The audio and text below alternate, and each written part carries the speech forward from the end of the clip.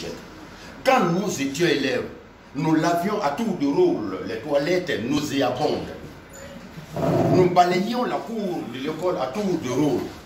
Nous plantions et arrosions les arbres. Nous montions le drapeau à tour de rôle et chacun était pressé de se mettre au pied du grand mât pour entonner l'hymne national.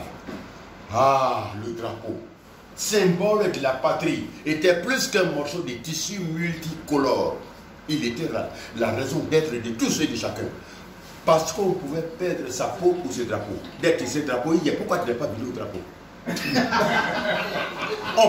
on pouvait faire la peau à l'ennemi pour ce drapeau. Le drapeau pouvait immobiliser un passant aussi pressé fut-il.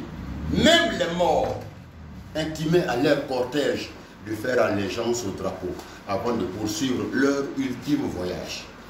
C'était un héritage, c'était une tradition, c'était une contrainte acceptée et partagée. Ça, c'est notre temps. Aujourd'hui, nos enfants vont à l'école comme des bœufs à l'abattoir. Ils vont à l'école pour réussir dans la vie et échouer dans la société. Mais qu'est-ce qui s'est passé? Parce que c'est une inspiration, c'est un texte que je prépare pour l'univers du monde, papa. Okay, l'école d'hier et l'école d'aujourd'hui. C'est ça. Je peux continuer? Allons-y. Aujourd'hui, nos enfants vont à l'école comme des bœufs à l'abattoir. Ils vont à l'école pour réussir dans la vie et échouer dans la société.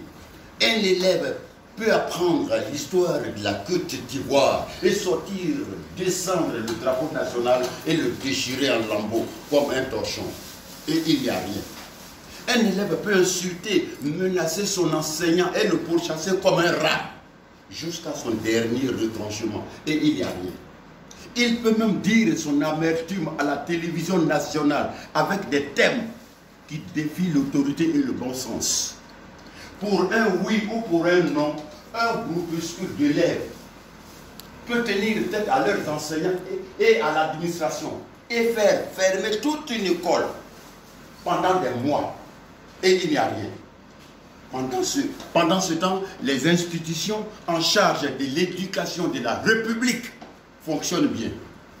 L'orthodoxie tant clamée dans les politiques sonne faux. La rigueur des premiers acteurs ne vaut même pas la raideur d'inflexibles. Dans les discours, on joue à l'autruche. On maquille la plaie, pourtant ça pue. L'école publique est devenue un marché de bétail. On n'y forme plus des hommes du demain. On cultive les pourritures du futur.